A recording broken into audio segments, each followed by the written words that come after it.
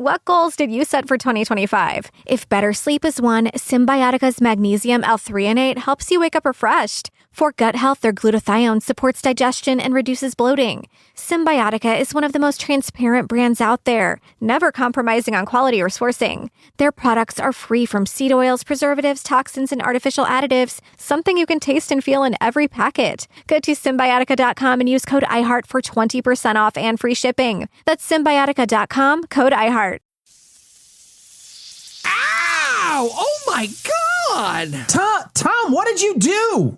I branded Eli. See, it says not a Jew now, right there on his skin. I fixed him. Why in the world would you do that? Eli, look, I know we're not best friends, but fuck, I'm so sorry about this. Oh, right on the nipple. Why would you do that? I guess, I don't know, I just got swept up in the moment. So I was reading about the lost cause of the Confederacy, and it was kind of like this, like this rebranding of the Civil War. And so I thought I'd, like rebrand Eli so he doesn't have to be a Jew anymore because he's my best friend. It worked for the South. It worked for the South. Are you fucking kidding? Have you been to the South, Tom? You think it worked? You branded him? That's not how this works. I mean, how did you even get a branding iron? I mean, it was kind of like a custom thing, but your blacksmith. Carl made this for you, fucking Carl. Yeah, I mean, it wasn't cheap. I mean, but I'm sorry, I don't mean to be the pedant or anything. But you said rebranding. And so far, you've only...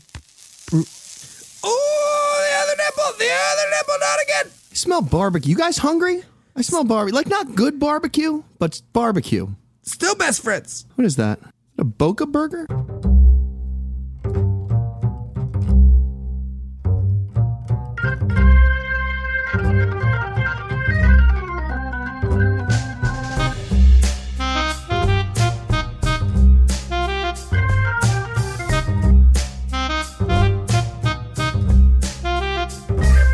Hi.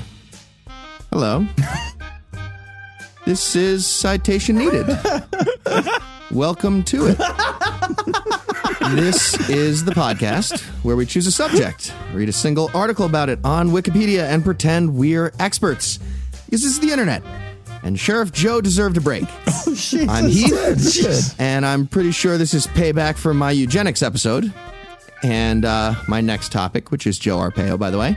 Whatever. People being jealous of my proud Nazi DNA is pretty standard. But I'm not alone in winning the genetic lottery. Joining me today are two X-Men waiting to discover how all that hair growth makes them more powerful. Please welcome Eli and Cecil. It's okay. I look like Deadpool under this hair anyway. So. I have the power to have a cowlick and be balding all at the same time. And also joining us tonight are two men who, although not rebels, clearly have no cause. Please welcome Noah and Tom. Hey, if I didn't exist, someone else would have to be me. Right? That's my cause. I'm taking one for the team. Insert clever introduction here. Did I do that right? I feel that's what it says in the. You write an introductory. You were the essayist, Tom. This is going to be a short episode, isn't it? This motherfucking thing. And check. Was I supposed to write something like down? Riffing. Come on, just like all the other podcasts. Wait, please tell me. All right, so before we begin, we need to pause and thank all of our patrons for giving us their money. Please keep doing that. We need it, and we want it, and we'll say almost anything if you give it to us. So pretty much we're all just like that Thai hooker I fell in love with. We're getting off track. Point being, we are grateful to have hooker money and to be job creators. And if you're not a patron already, be sure to stick around to the end of the show for all the important details on becoming one of them. And with that out of the way, tell us, Eli, what person, place, thing, concept, phenomenon, or event will we be talking about today? Today, we're going to be talking about the lost cause of the Confederacy, Heath. Wonderful. And Tom, you browsed, or hopefully at least perused, or something. You're being really silent. Please say you read the article. You did read the article, right? Because that's like the whole show. This reputation I have for untrustworthiness, while entirely fair and earned, it hurts, Heath. It hurts. Okay.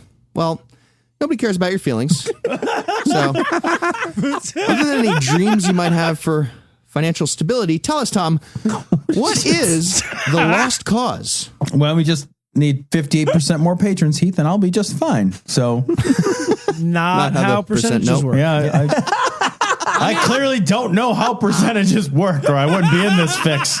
So, What percentage caribou is a moose? By now, that feud has been going for a week. It's gotten ugly. the lost cause of the Confederacy is the attempt to rebrand the Civil War from being a war fought to protect the institution of slavery to an imagined war of northern aggression aimed at destroying the honorable way of life in the South. Because that was the problem. Branding people branding. It's the part of the problem. Admittedly, the marketing is a tough sell. You need different strategies for each model. You have one for the sport, one for the economy, and one for the house. Oh, Jesus. Okay. Right, got it. Well, I can't imagine why you chose this topic now, Tom. Kind of a weird one to pick out of nowhere. I did one about science following Charlottesville, whatever, it doesn't matter. Please continue. I know this is odd, by the way, in the middle of recording, but Heath, your tiki torches are all over my living room. And Okay. if you're having a barbecue, have your barbecue. Tom was the one who's talking. Tom, go ahead, please. Thank you for not interrupting, Eli. All right, I got you, Heath. I got you. All right, don't worry about it. Look, so here's the deal. When the loser South lost, that loss experienced by the losers hurt the feelings of those losers. Like, it hurt them a lot. You see, prior to losing, which they did, the Southerners believed that their rich military history and dedication to the cause of honor would lead them to an inevitable victory. This, as you may know, didn't happen. They lost like losers, and this devastated many in the South, not only economically and politically, but also emotionally. You see, it turns out it snows pretty far south of the Mason-Dixon line because a lot of precious snowflakes got a case of the big sads. Or they foresaw a burgeoning market in passive-aggressive racist T-shirts at my high school way in advance. It was one, the other, or both. Also, a pretty good market for aggressive racist stuff, which is selling pretty well. Like the Dodge Challenger, for example, is selling well in the South. Now, many in the South refused to believe that they lost the war because, they were losers.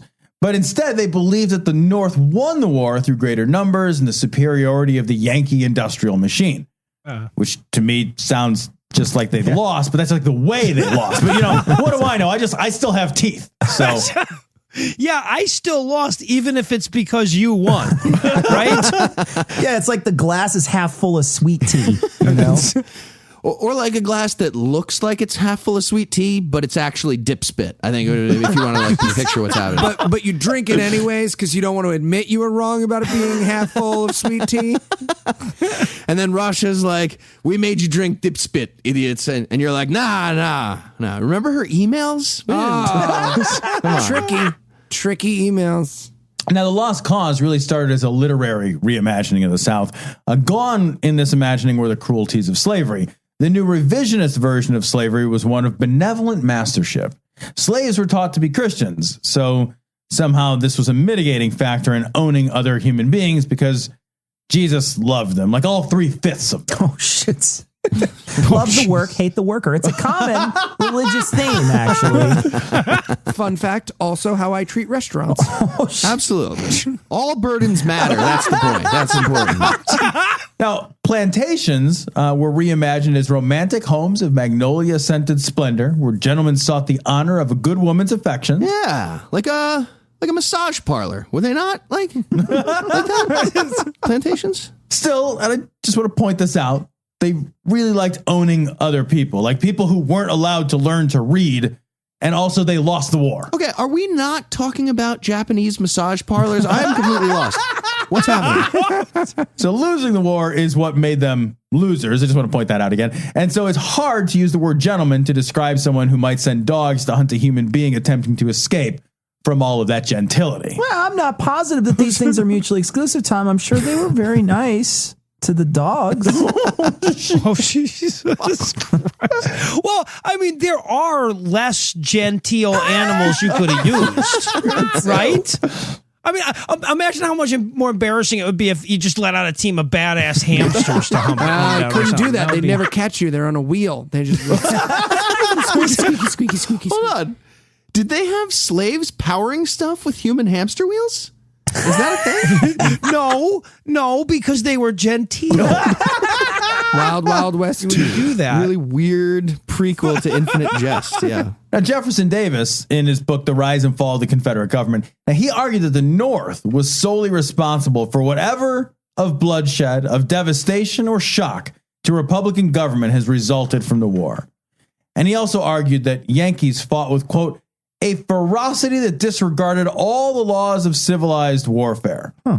Jefferson Davis was also quoted on this subject saying, quote, as a mere historical fact, we have seen that African servitude among us, confessedly the mildest and most humane of all institutions to which the name slavery has ever been applied, existed in all the original states, and that it was recognized and protected in the 4th article of the Constitution. Now, he said that, by the way, because he was a racist. Yes.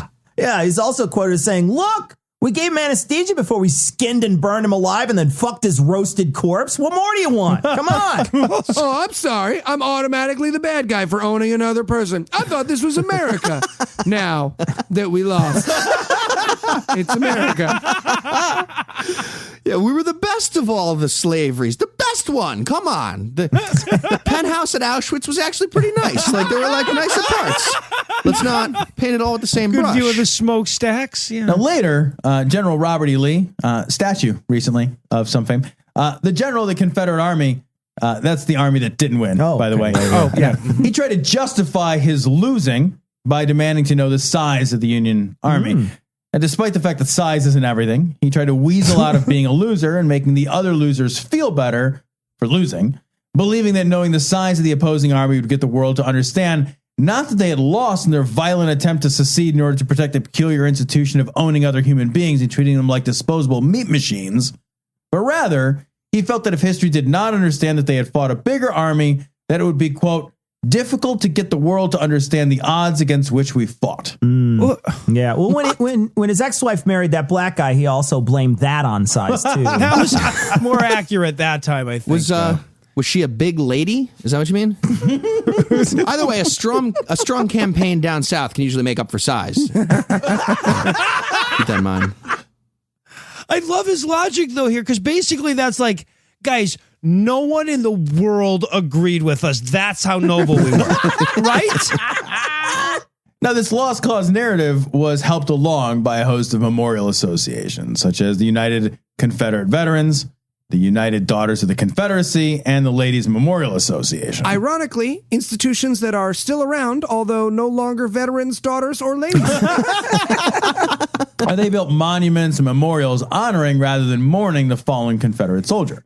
By casting the South as an honorable people doomed to inevitable defeat by the overwhelming industrial might of the materialist North and the beatification of Southern war heroes, the narrative of the lost cause became, according to U.S. Army General George Henry Thomas, quote, a species of political cant whereby the crime of treason might be covered with a counterfeit varnish of patriotism, so that the precipitators of the rebellion might go down in history hand in hand with the defenders of the government, thus wiping out with their own hands their own stains, a species of self-forgiveness amazing in its effrontery. So in other words, hey, we were both a little drunk. Let's just agree that we were both wrong, okay? Bro hug. Bro hug. Right. Bro hugs are the best way to make up for accidentally having sex with your buddy. I'm just saying. I don't know. Kind of disagree. And on that note, we're going to take a break from David Barton's American history class for everyone's favorite use of mid-episode mayhem, apropos of nothing.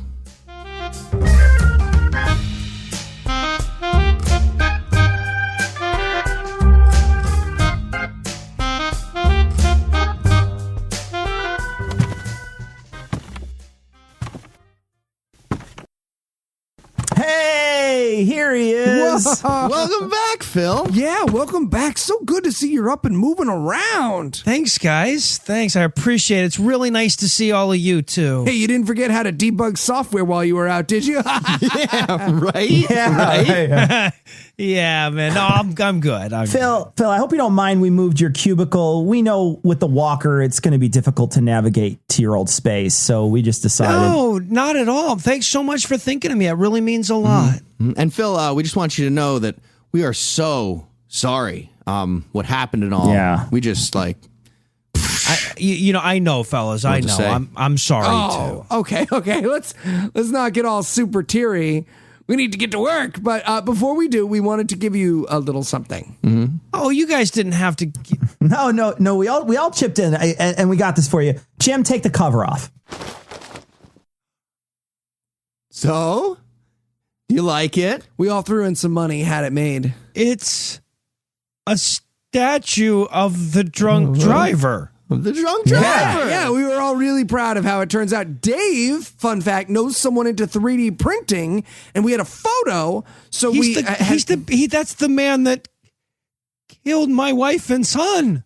Yeah, I was shocked at how quick we got it, too. Good finding that printing guy, Dave. Thanks. Yeah. He broke my back and ruined my life. Why in the hell would I want a statue of him? We didn't want you to forget.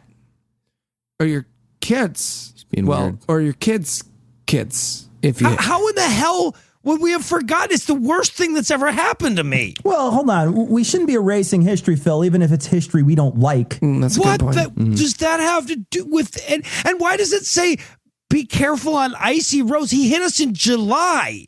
He had a 0.21 blood alcohol level. Okay.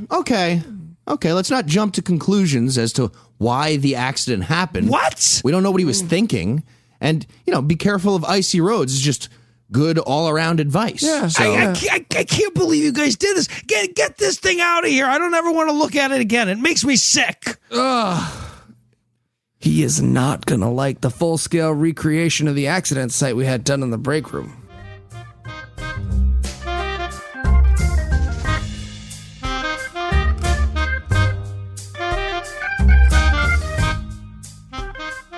well, that was fun.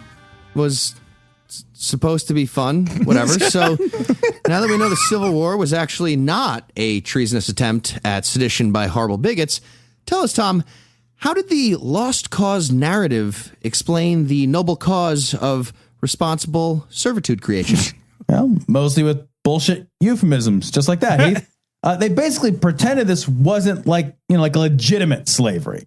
It wasn't, slavery. It was benevolent slavery, for real. It was fine. The idea was that the African Americans who were forcibly imprisoned and owned and forced to work against their will at the risk of being beaten, killed, and hunted by dogs were really treated better than you might think. Because some of the slave masters were kind of not mean always. Everybody forgets those ones. It's kind of not fair. Yeah, really. and the slaves lived the American dream too. 2.5 kids because one of their kids was cut in half from lashing. So, Jesus Christ. But the college classrooms, no shouting. And isn't that what matters? Let's get real, people. Yeah, and it's about fair and equal access to UT Austin for mediocre white girls. That's the point. Anyway, what did the religious idiots in the American South think about the revisionist history? Well, unsurprisingly, religious dipshits felt that losing the war was a punishment for their sins. Slavery, incidentally, not a sin. Genesis 17:12, Exodus 12:42, 21. 21:1, 20 and 32, Leviticus 22:10 and 25:44, Luke 7:2, and Colossians. Colostomy bag 3:22. Colosseums. Well, maybe some of the masters weren't sticking to the 2-day concussion rule like a good Christian or a good NFL commissioner. So, could have been the problem. Well, look, the religious leaders, they seized on this new narrative, right? They liked it. They told a bullshit story about how everybody best go to church and avoid that mess ever happening again.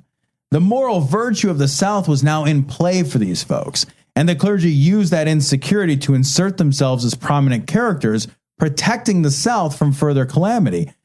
They probably, and I'm just taking a wild guess here, guys, also incidentally took in a lot of tithes. You think? Probably, but also definitely. Yeah, no, I tried to reach a religious leader for comment on their historical tendency to cash in on tragedies, but they were all busy in Texas for some reason. Couldn't get a hold of anyone. Take a photo of me with this sandbag so I can helicopter the fuck out of this hellhole. Don't try to get your Mexicans in my mega church. That's where I keep my teeth. My teeth. Missionary accomplished. Okay, Tom, question for you. Did this new story have any female characters, or was it like all the way sausage party? Yeah. Let's not get misandrist here. Let's hear about some bad women. All right, as another excellent and leading question, Heath. Bravo. Well written. During the war, women's roles changed. They took on a greater and more independent role, with other menfolk off to war dying of dysentery and bad teeth. When they lost, which they did, the women of the Confederacy formed a number of organizations dedicated to trying to tell themselves that this all hadn't been pointless and their sons and husbands hadn't just died miserable and alone, gut shot in a field, for nothing. Okay, but to be fair, gut shot in a field is more glorious than dysentery, which killed quite a few of their sons and husbands. Citation needed. Okay, sure. Accepted. Some pretty glorious I'm gonna go dysentery. get some dysentery. Again? It depends on whether or not you got dysentery to keep slavery. If you got dysentery in the name of slavery, I think it's more noble. All right. Are we going by distance? Okay. So if I survive my dysentery before Heath dies of a gut shot, I get a slave. You would win. Who wins? The slave. This is a weird bargain. This is like You guys weird have as weird fuck. rules for fantasy football, I gotta tell you. That hardcore history guy won't return my calls. Does anybody return your calls at this point? Nope. All right, so they made a lot of statues and stuff, and they formed a bunch of social groups that retold their high school football stories to relive the glory days. And these statues are still just fucking all over the damn place. And even though this is a total whitewashing of the reality of the Civil War, these stupid bronze calling cards to racism are still really beloved by idiots. Yeah, racist statues. That's the passive-aggressive Post-it notes of the South. I lived in the South, Cecil, and I assure you that the passive-aggressive racist Post-it notes of the South are just racist Post-it notes. There's one sitting up there saying, like, remember to call police about black man and Mercedes, for example. If you don't want my workplace reminders, check the Trello board, Noah. It's about optimal workflow. Who moved my cheese? Probably a black guy.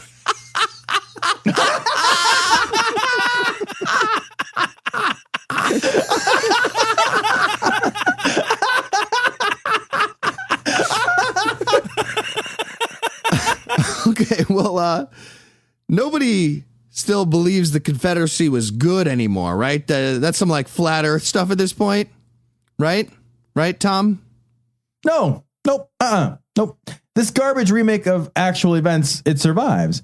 It was in fact popularized by the movies such as Gone with the Wind and Birth of a Nation, and crazily enough in the 2003 film Gods and Generals. In fact, the group Sons of Confederate Veterans, they carry these ideas largely unchanged, not unfortunately into the dustbin of history, but into present day America. The dustbin of Sorry, can you give me that again? You want me to give you your line again? No, the lead into the line. I don't understand what I should do. I read my line without flubbing it. Now fine. there's a pause, and you read your line. Okay, sorry. Cecil, just What do cue I this do? bad boy right in there then. Yeah, I'll edit the fuck out of this. I am fucking ready. retakes over I'm on fucking cognitive ready. dissonance. You just, Marlon Brando over there doesn't ever do a reread. Hi, hello, the dustbin of contemporary reality. Just read it like you wrote it. The dustbin of contemporary reality. I love it. You wrote yourself a line you can't read or Contemporary reality. I wrote up in there, I'm like, I dare you to write that the way, or pronounce that the way you wrote it, and he did. He actually did. Contemporary reality. Contemporary reality. That's when something is contemporary. Sure. Not a lot of people know that. Contemporary reality. Wow. I means can't wait to now. edit that. It means it's going to now. be great. It's No, the- it's another word for now. In the final cut of this, it's going to be great, Eli. Trust me. Thank you. Beep. Well, okay, but Tom, aren't you being a little harsh here? Thank you. That's a hard word Right? to pronounce as a general rule. I throw it out there. I bring the big guns. I bring the Scrabble words. Everybody jumps on me. I ask for a fucking retake. All of a sudden, I got to be, fucking Johannes Gebler.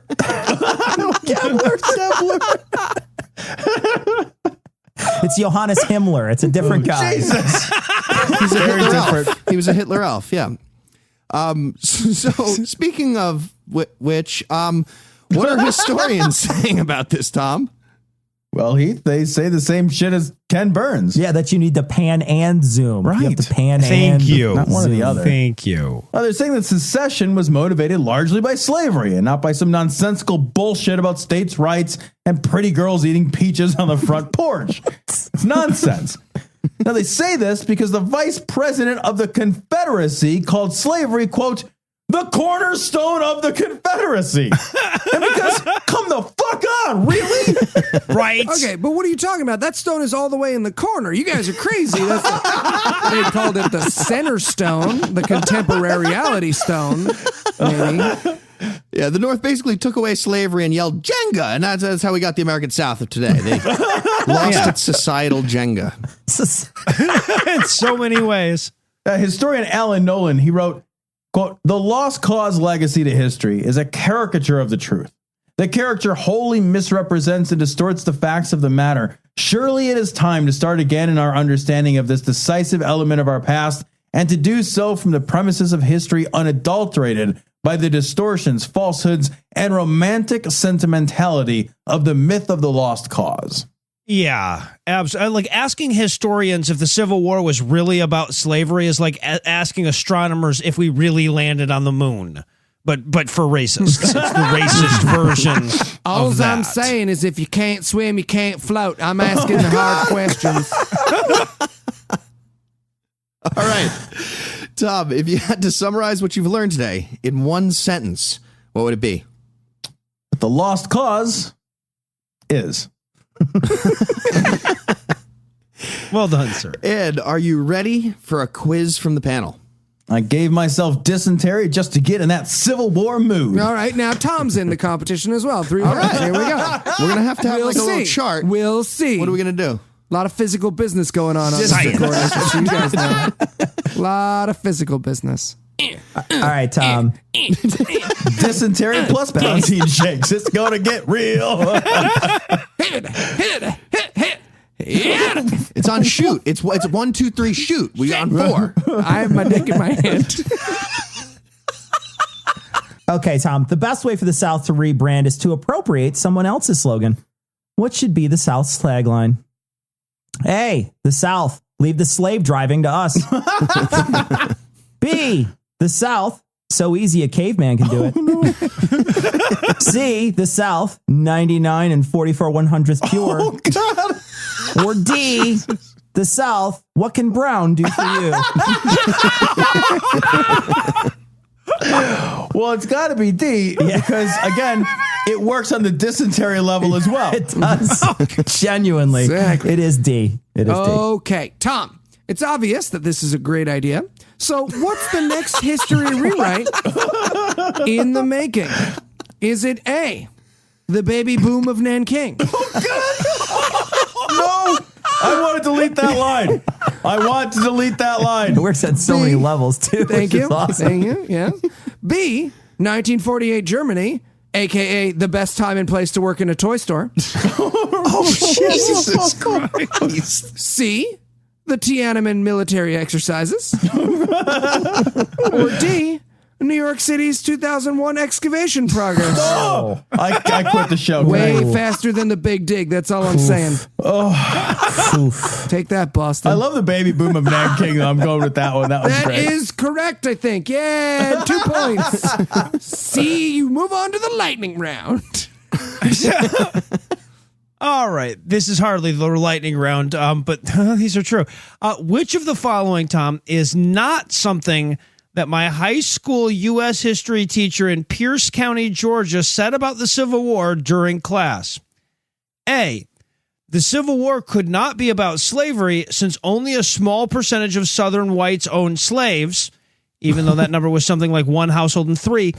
B, blacks, both slaves and free, fought on the Southern side, What? even though that's absurdly not true. C, industrial workers in the North had it at least as bad as slaves in the South. At least. Even though there were black students in his class? Or was it D, that the war was about states' rights, even though the Declaration for Immediate Causes that led to the secession made it clear that they were fighting against states' rights? I'm going to go, you lived, Georgia, so it's got to be the worst one. Let's go with C. You know, that's a very good instinct, sir, but it was a trick question since you had to get it wrong anyway. The very worst answer is no, those are all things I was told and then expected to regurgitate it on a goddamn test. Oh my gosh. That's monstrous. Like the South. Yeah. Losers that they are. They lost. Did anyone catch that theme? They lost because of their losing. Losers. You're going to get an email. Oh no. A harshly worded deletable. Yeah. All right, Noah, congrats, I guess. Sure. Who would you like to pick for next week's essay? Well, since Cecil was the only one that stuck up for me in the Tycho Brahe episode, I'm going to reward him with all the work next week. All right, and here's Sarah with last week's Twitter winner and this week's audience question. Thanks, Heath. Last week's question was, what would be the best species for an animal drinking buddy, and what would its favorite drink be? Our favorite answer came from Pittsburgh Atheist on Twitter, who wrote, drinking buddy animal, a tapeworm. Drink of choice, scotch. Scotch tape, eh? Eh? Hashtag, I'm so lonely. Thanks to everyone for submitting answers. This week's assignment is to write a haiku for the lost causers. Help them rewrite history through poetry. A haiku is a poem of 17 syllables in 3 lines of 5, 7, and 5. Just retweet or Facebook share this episode with your answer for a chance to be next week's winner. Back to you, fellas. All right, well, for Cecil, Eli, Noah, and Tom, I'm Heath. Thank you for hanging out with us today. We'll be back next week, and by then, Cecil will be an expert on something else. Between now and then, check out Tom and Cecil being forced to hang up on intelligent conservative guests who frustrate them with great points on cognitive dissonance. And also check out Eli, Noah, and myself on our open-minded, woke-ass shows, The Skating Atheist, The Skeptocrat, and God-Awful Movies. And if you'd like to help keep this show going, you can make a per-episode donation at patreon.com/citationpod, or leave us a glowing review anywhere you can. And if you'd like to get in touch with us, check out past episodes, connect with us on social media, or check the show notes, be sure to check out citationpod.com. Sheriff Joe was just doing his job.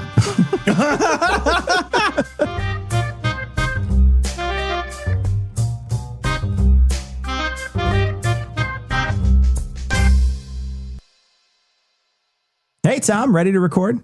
Yep. Lost cause of the South should be fun. Yeah. You think we went a little too hard on the South hate this week? Nah, our listeners get it. They know it's all with love. Yeah.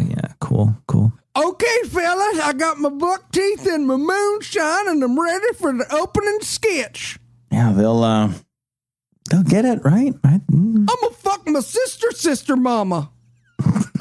Sister, what does that even mean? Eli's doing a gesture over here. So much physical business. Ew, ew, ew, ew.